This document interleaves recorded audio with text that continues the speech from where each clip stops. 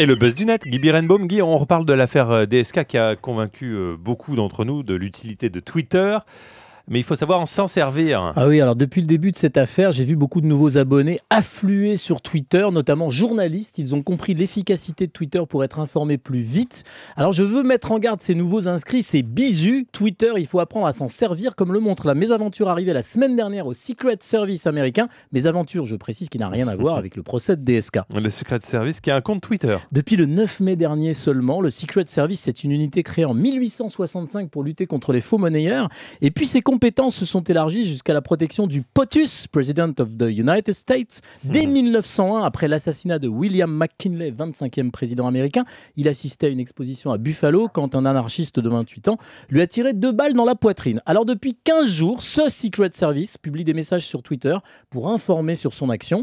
Le but du Secret Service apparaît sur son compte. Il a mandat du Congrès américain pour mener 2 objectifs, protection et enquête. Le compte a près de 25 000 abonnés, mais le Secret Service ne suit personne, de toute façon, qui aurait envie d'être suivi par les membres de ce service. Et une bourde donc a été commise par le Secret Service sur Twitter. Oui, mercredi, quelqu'un qui tweetait pour le Secret Service a diffusé un message inapproprié. Pas la révélation d'un secret d'État, ni une information sensible sur la protection de Barack Obama.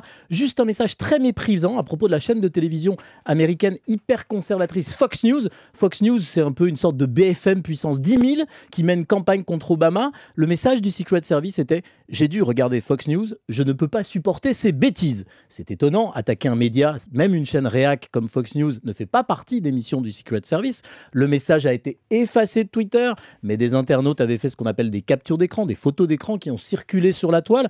Un porte-parole du service est venu expliquer qu'un employé qui pensait se trouver sur son compte personnel avait mis en ligne ce message qui n'était pas approuvé par sa hiérarchie. Le Secret Service a présenté ses excuses. Ce joli fail, comme on dit en anglais, ce raté sur Twitter d'une des unités d'élite les plus secrètes des États-Unis, montre à tous les petits nouveaux qui débarquent sur Twitter qu'il faut bien prendre son temps pour maîtriser l'outil et ne pas y écrire de bêtises. Comme disait Pierre Dac, il est beau le progrès quand on pense que la police n'est même pas fichue de l'arrêter. En tout cas, vous pouvez apprendre à dompter Twitter sur europe1.fr avec une page spéciale. Tout est expliqué pour ne pas s'en mêler les pinceaux. Merci beaucoup, Guy.